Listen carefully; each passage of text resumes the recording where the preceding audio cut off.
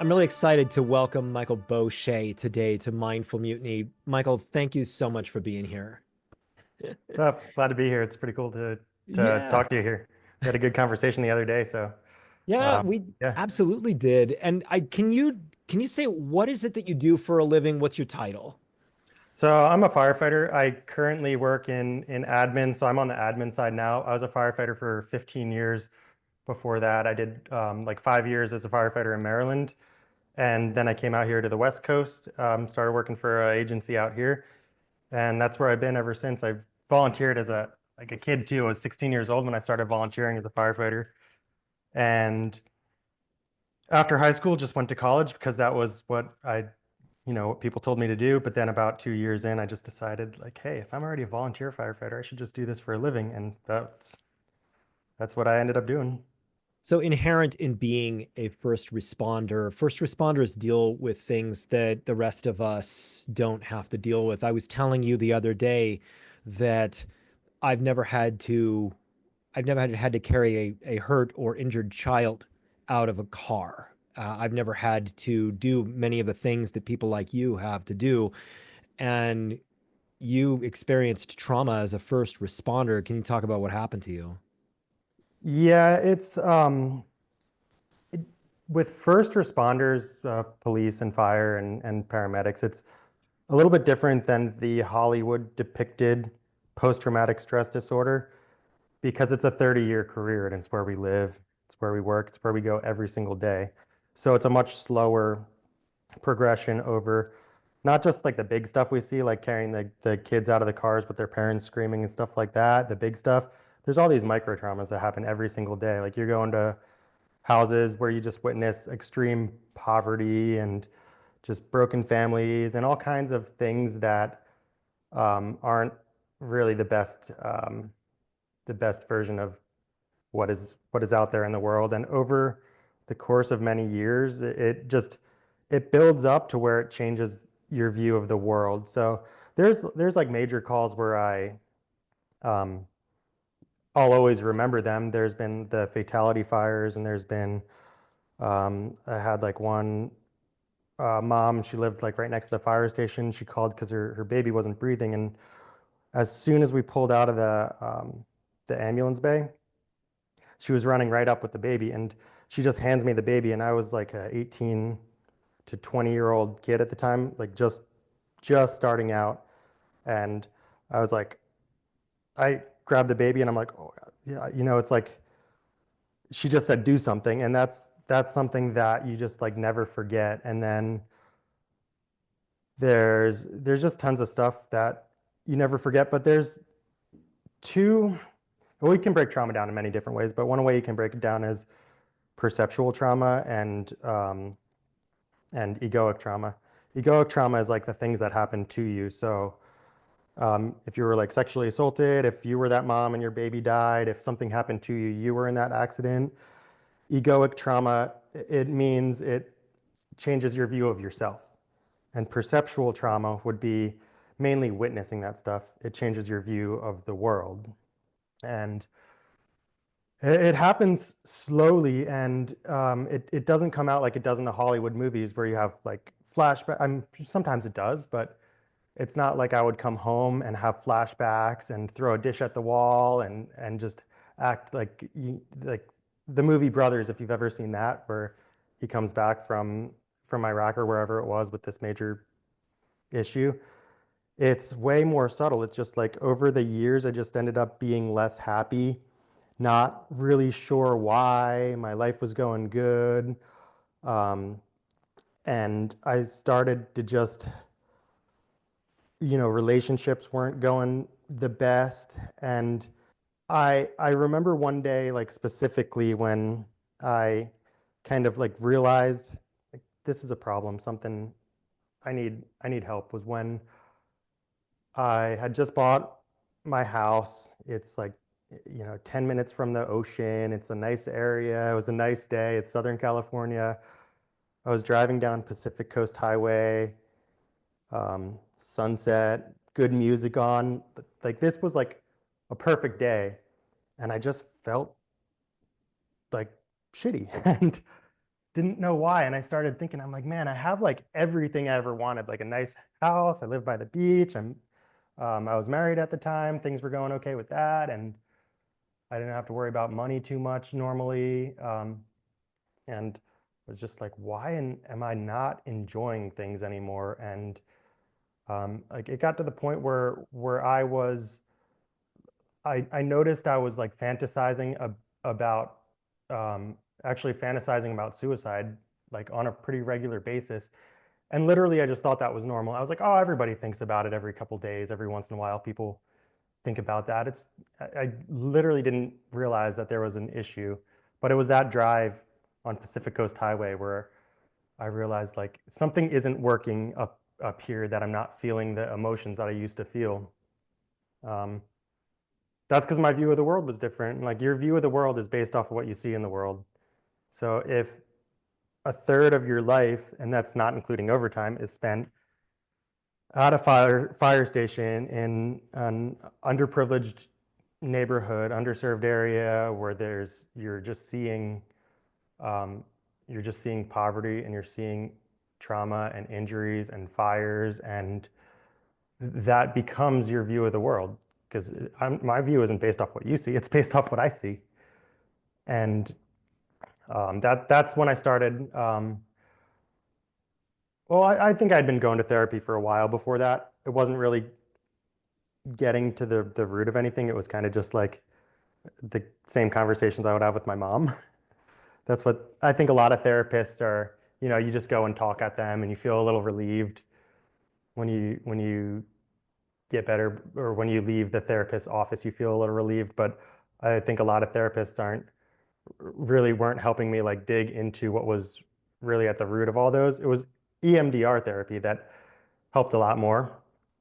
Because that's a way to get more into your subconscious and figure out what memories lie below the beliefs about yourself, and actually figuring out what beliefs you have in the first place.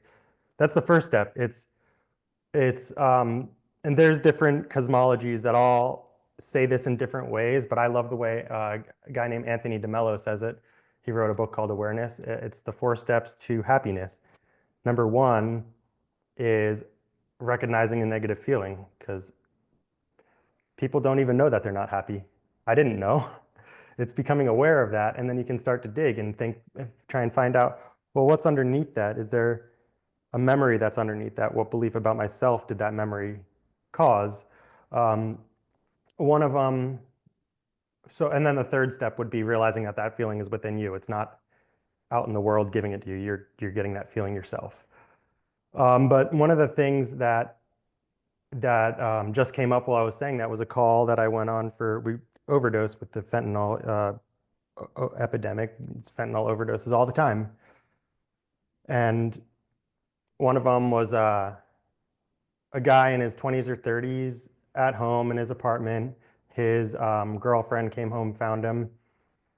She said she didn't know that he was still using. He had been on and off of having drug problems for a while. She came home, found him not breathing.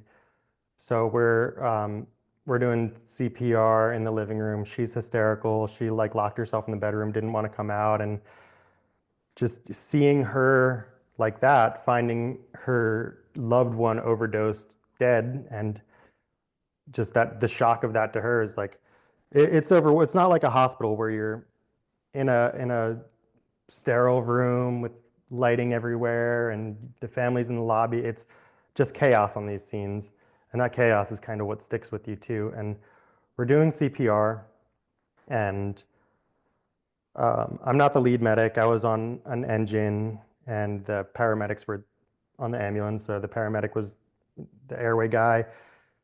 I hand him the tube to intubate, and this was, I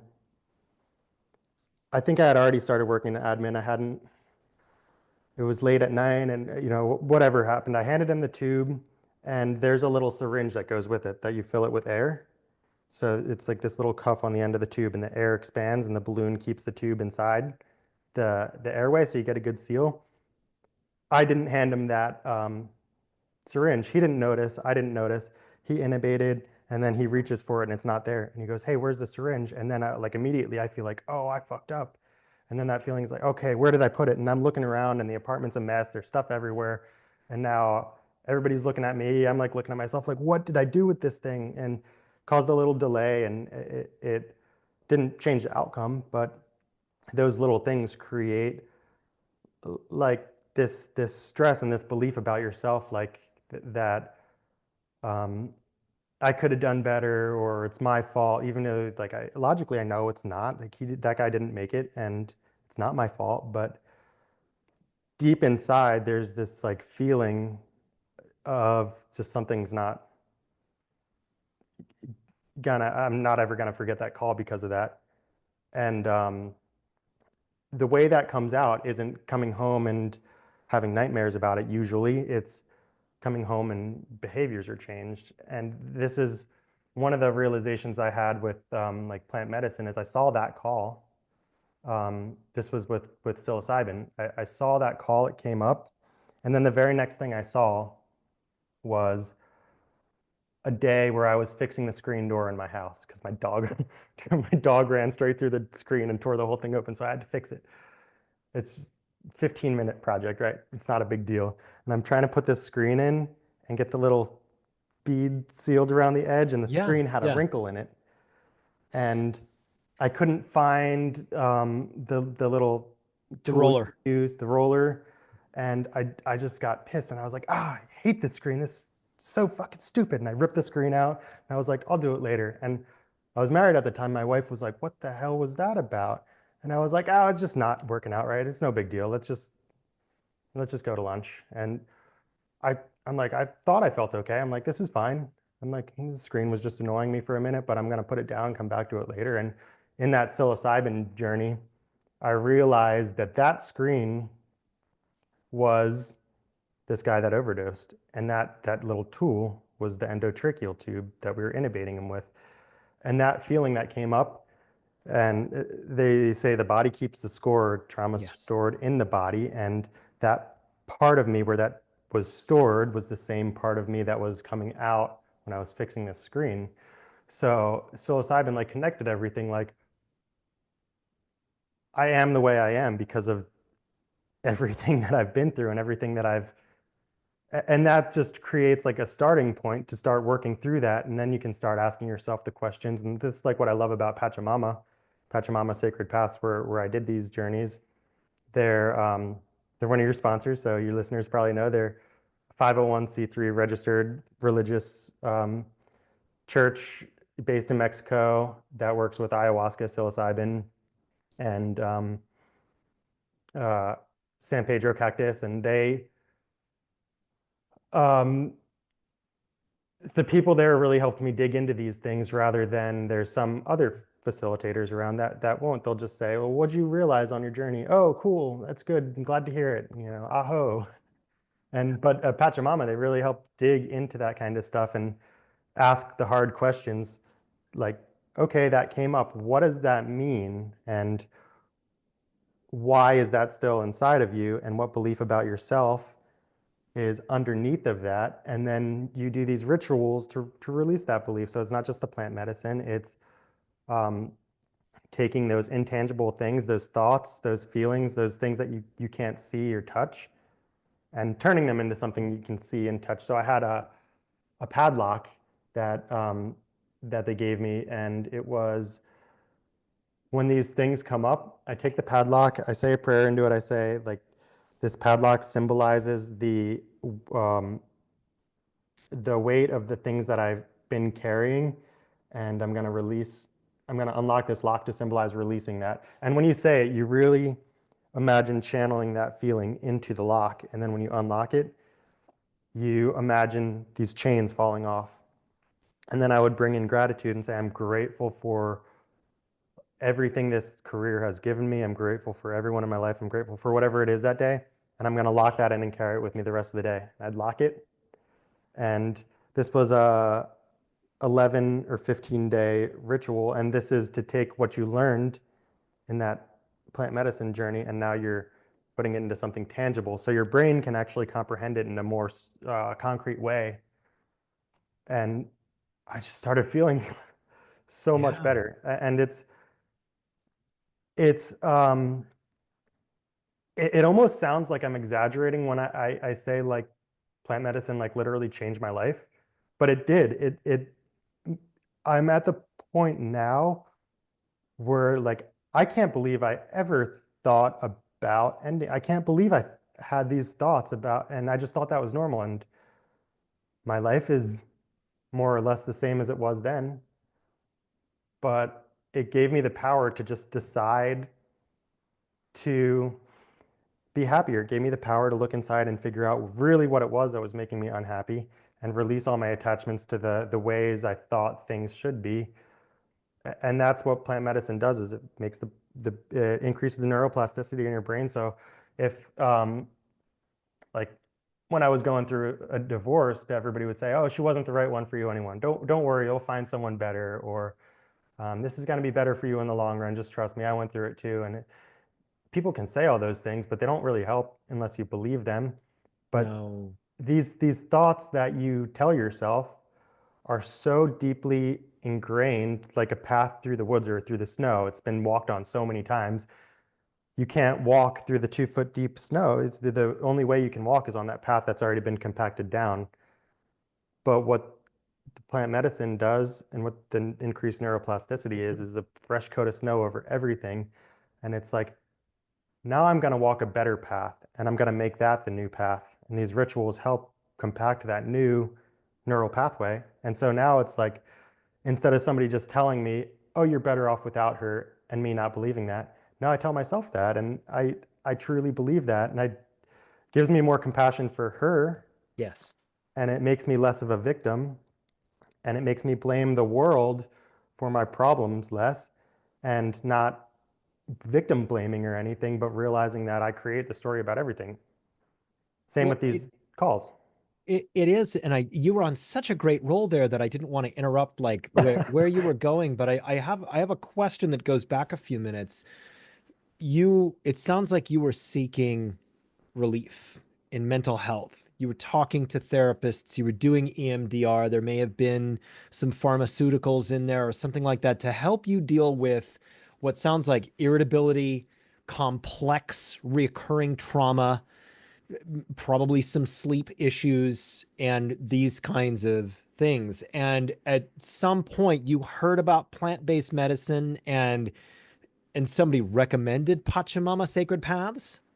So I found Pachamama Sacred Paths on Instagram. They put out a paid ad and I saw it and I started looking into it and um, booked a retreat with them and it ended up getting canceled because the Hampek was ill that weekend. So I had to reschedule it for a couple months later to a different retreat, which ended up working out really well because later that was when I started going through the divorce. So it aligned at a time where I think I needed it even more.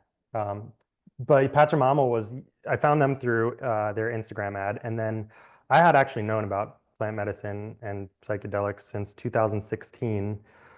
And I have been looking into that or kind of following it as an academic observer for, I guess, 26, 8 years ago.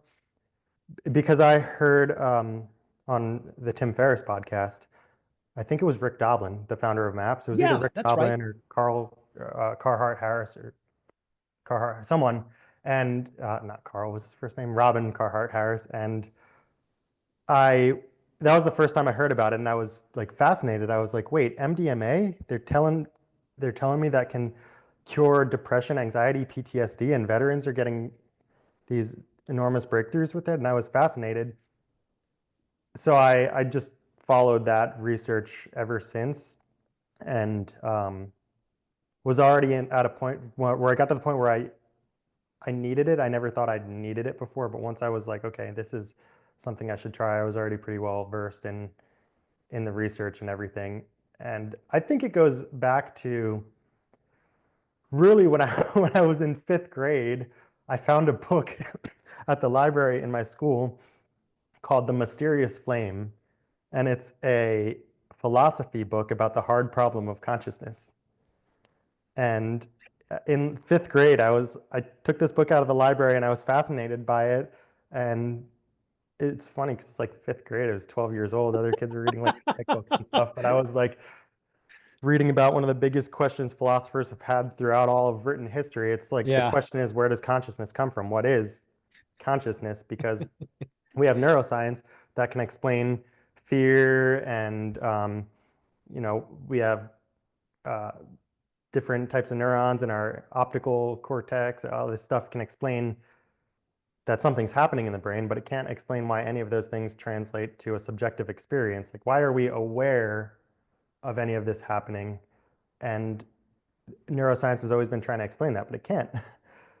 There's a recently 2024, so last year, um, there was, it had been 25 years since, so this guy that coined the term, the hard problem of consciousness, I forget his name, um, he made a bet with a neuroscientist at the time in 1999 and said, you're not going to figure this out with your neuroscience.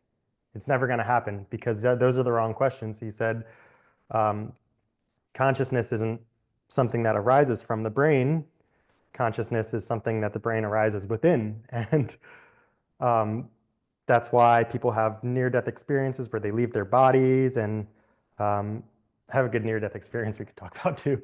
But this problem of consciousness just always fascinated me. And back to that story about that bet, 2024, that neuroscientist conceded the bet. He said, it's been 25 years. We've gotten no closer to explaining how our brain chemistry translates to a subjective experience of anything.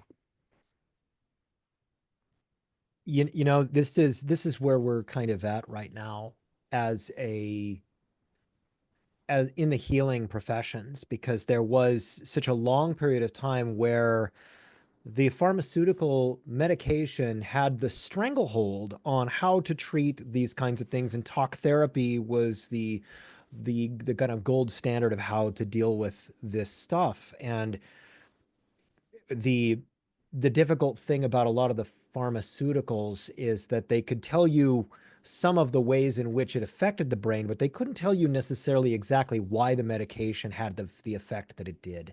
There's Mm. still a lot of gray area in understanding exactly how a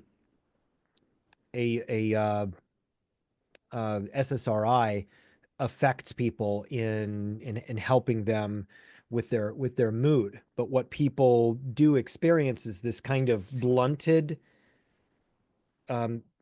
mood where you don't feel too bad, but you never feel too good. It's just more like you're kind of sailing through the middle of emotions.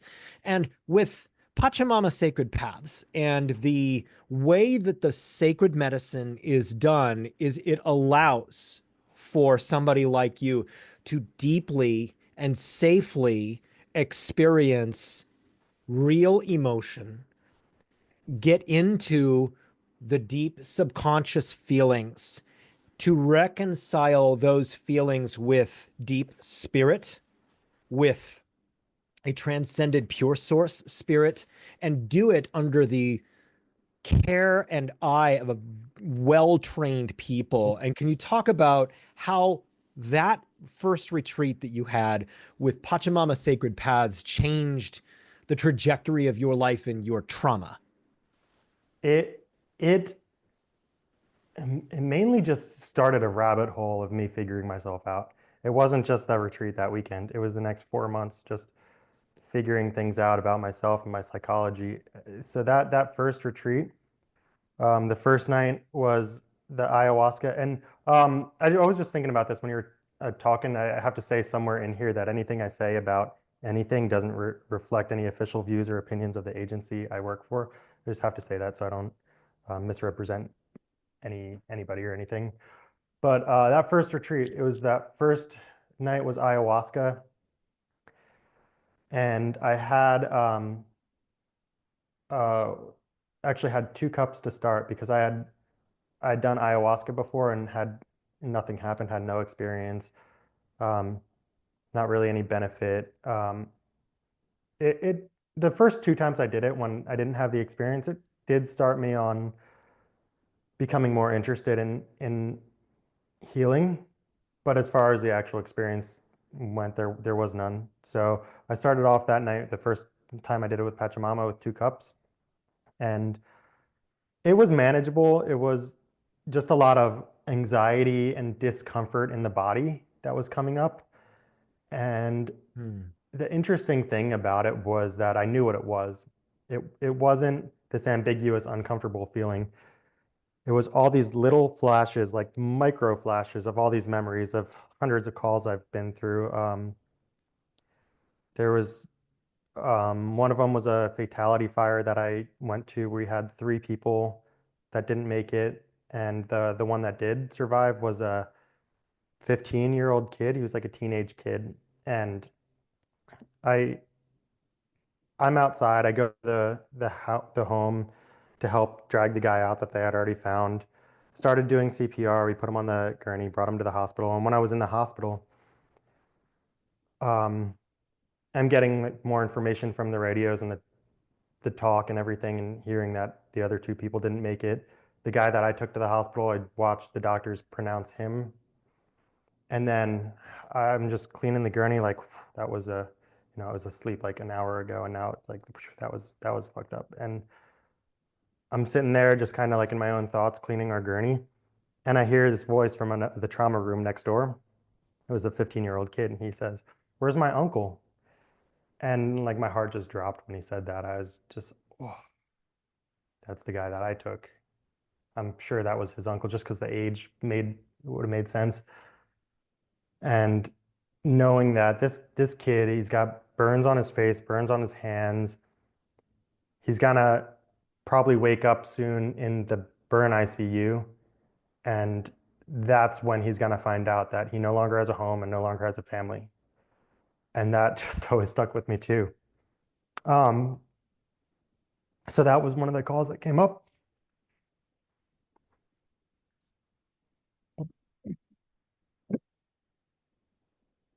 Uh, Give me a sec.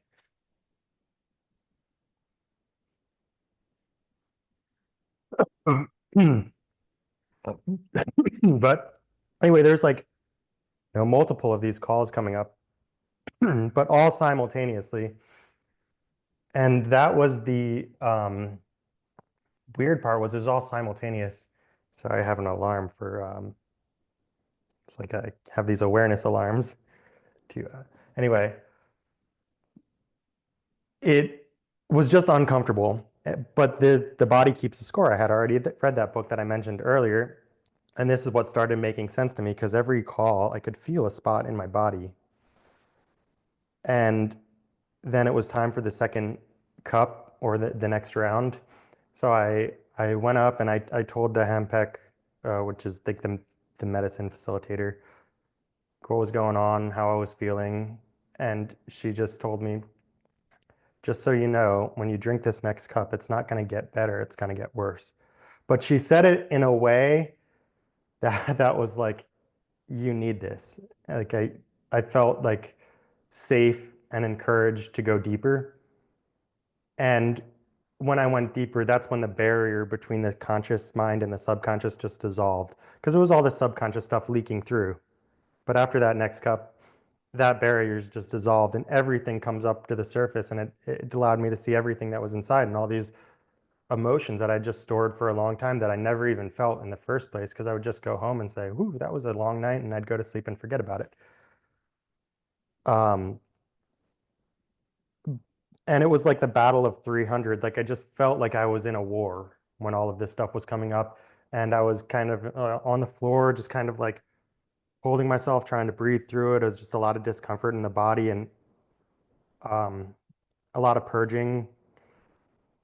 But I knew what it was. It wasn't. It was. People are afraid of going to do ayahuasca because they're, oh, doesn't that make you sick? It's like, yeah, it made me throw up, but it. I knew what it was. I knew what was coming up for some reason. I just knew, and um, that really showed me about all the stuff that I had inside. That I felt very cathartic. And then towards the end of that, an hour later, it started wearing off a little bit. I felt better. I felt relieved. I stood up and I did some yoga poses to kind of like center myself back, back into reality a little bit. And then there was still a third cup after that. And I was like, okay, I'm through the battle now. I'm through that war. I think this one's going to be easier. And after that third cup started to kick in, I started to see like some geometric shapes and stuff like that. And it was all right. And then like all of a sudden, the next thing I know, I just couldn't remember like where I was or who I was, and just had this ego death that just felt like transcending into a higher realm. But there's no me, there's no ego. And when I talk about ego, I'm not talking about the ego the way we use it in like a Western sense. I'm talking about the entirety of one's identity. It's not just the unproductive ways we behave. It's the entire view of who we are. So that could be a good thing. Like I'm the firefighter. I'm the guy who helps people. I'm the guy that knows how to fix my neighbor's car. And those are all identities we have that lead us to do things that are good. But they also, if we get too attached to those identities, we behave in ways that hurt people. Because now if I'm that guy that knows how to fix a car and somebody looks at my car and goes, why'd you put this part in there? That's all wrong. Then if my ego takes over, that hurts my ego as the guy who knows about cars. And now subconsciously, I want to make sure that people know I'm smarter than him. I want to make sure that if that is bringing him down in some way and having a negative relationship, saying bad things or whatever it is, that's when our ego leads to the negative stuff. But when you have that ego dissolution in these medicine journeys, you realize how much of your life is just controlled by who you think you are and who you want to be and who you're attached to being and the way you want other people to see you.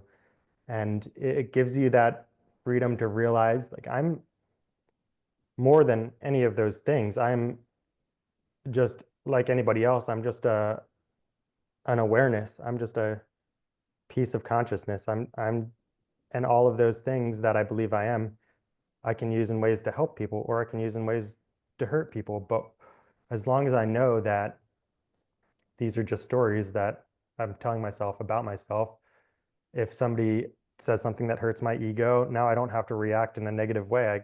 I can actually learn from it and say, like, why do I believe this about myself? And it opens up this whole realm that was like the rabbit hole I went down for the next 4 months about what are all my beliefs about myself. Can So you talk about now in your life after the deep soul searching, the medicine, the integration care, which is the counseling that you get after this in order to take the experience and apply it to your life and understand it, and the way in which all of this has helped you become a more well-rounded, happier person? the biggest thing is my attachment to the way things should be.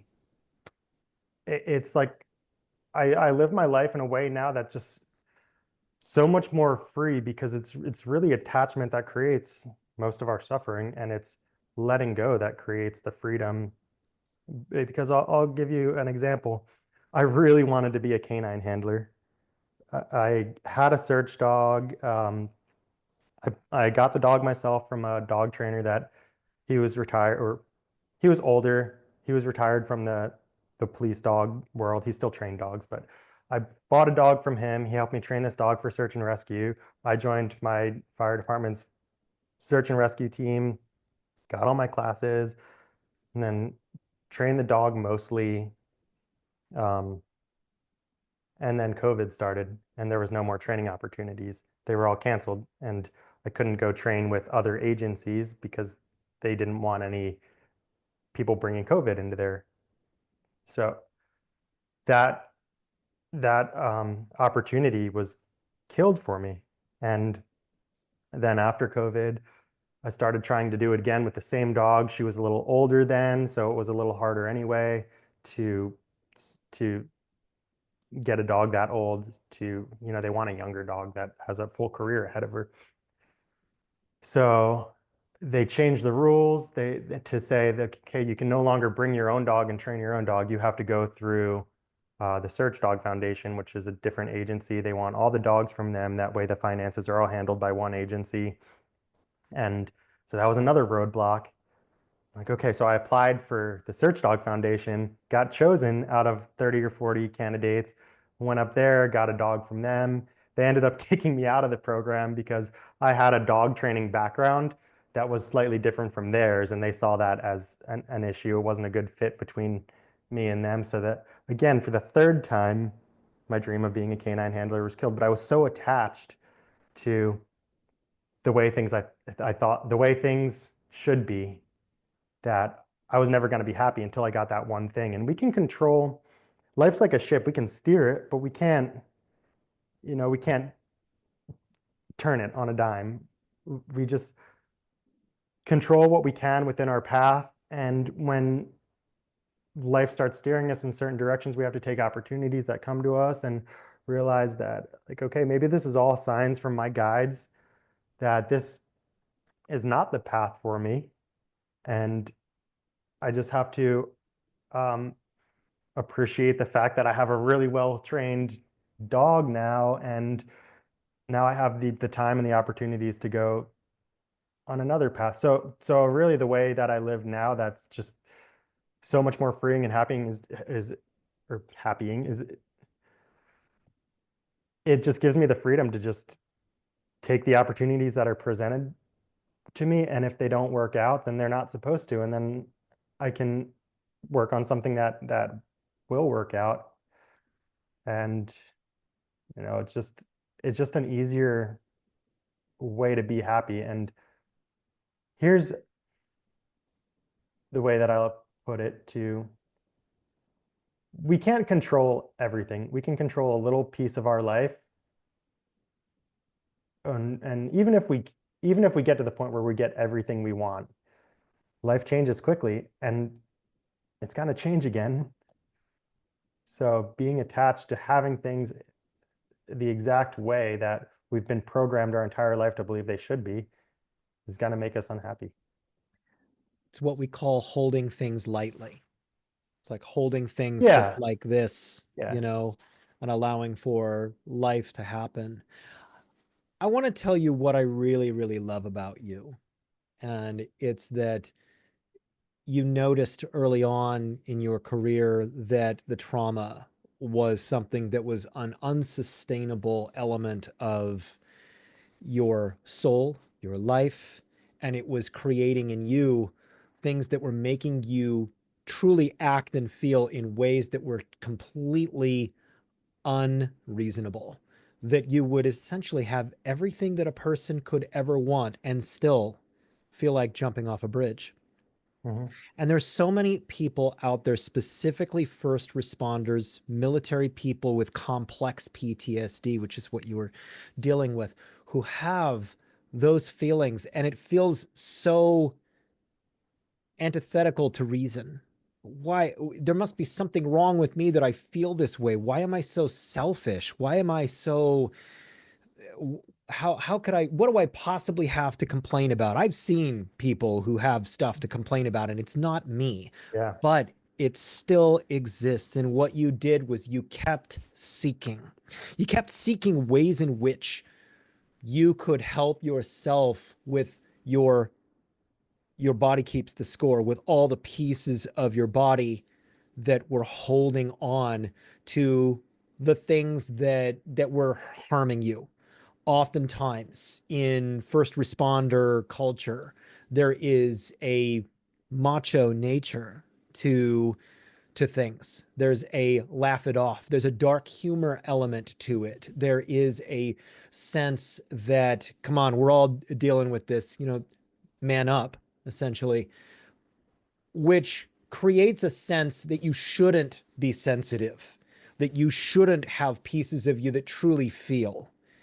And you feel more and more alienated as a person who's dealing with trauma when you're kind of in this community. But you kept seeking And there's so many people that are going to be watching this who are also going to be dealing with this kind of complex trauma.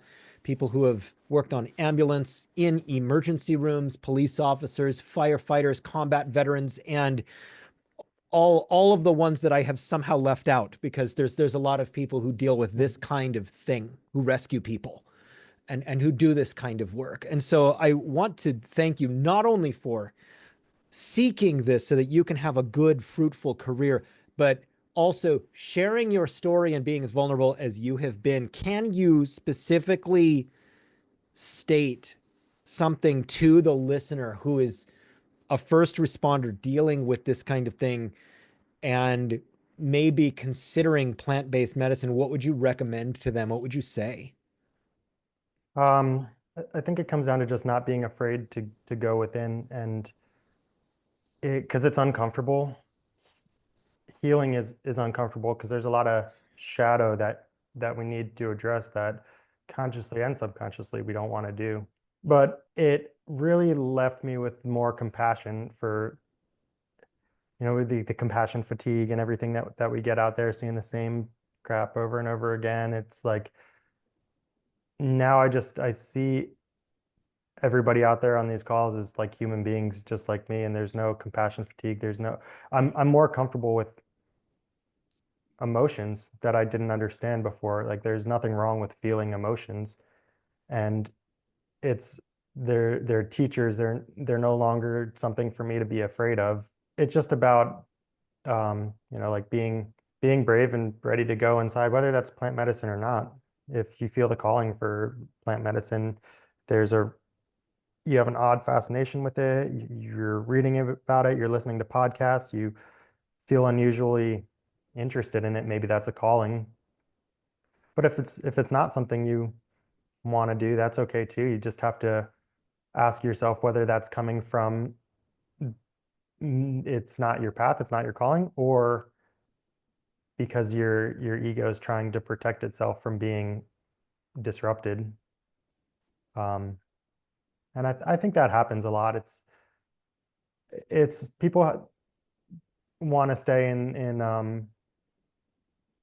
there's comfort in suffering. There's comfort in staying where you are. There's comfort in just sitting back and saying, like, I just trust Jesus to get me through this, and I don't need to feel upset because Jesus is there for me. And that's great. That's a belief. Um, but it's also a form of bypassing Hmm. in some ways. Yeah. So, Yeah. yeah, there's something else I was gonna say, but I think that's. Oh, the other thing I was gonna say is talk about it. And I don't know, everybody says, "Oh, you got to talk about it." It sounds cliche, but if we really want to change the culture, I think I hear like 17 service members a day commit suicide or something like that. It's a ridiculous number. And same in the fire department. I've just in my time on, there's been a few. And I was talking to a guy the other day. He said three of his buddies, since he's been on the job, he's got 20 years, three of his buddies have taken their lives, killed themselves.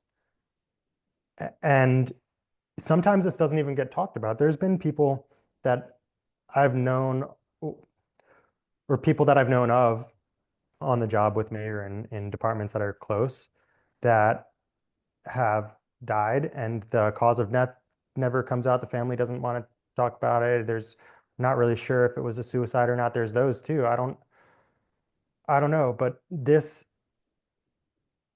either way, it happens too much. And if we want to change that, we have to share our own stories to make other people feel comfortable sharing theirs. Like this podcast is something I didn't want to do. I just it's personal. It's a lot of personal stuff. And then talking about plant medicine is hard because it's not accepted in the mainstream. So there's some judgment that could happen if people don't understand drugs versus medicine and they don't understand the benefits. I think a lot of people are starting to understand the benefits because of the research that's being done.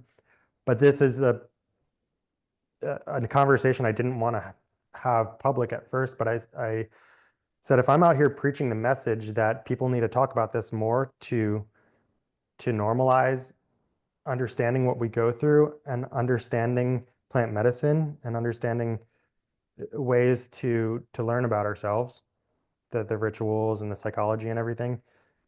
If I'm not willing to talk about it, how can I be preaching the message that other people need to talk about it? So it was just, it felt like something I needed to do for that reason. Yeah. And that's Well, what more people should do. on behalf of the people who have listened to this and who have grown from what you've had to say and are, thinking about doing this, thank you so much for being vulnerable and sharing your story.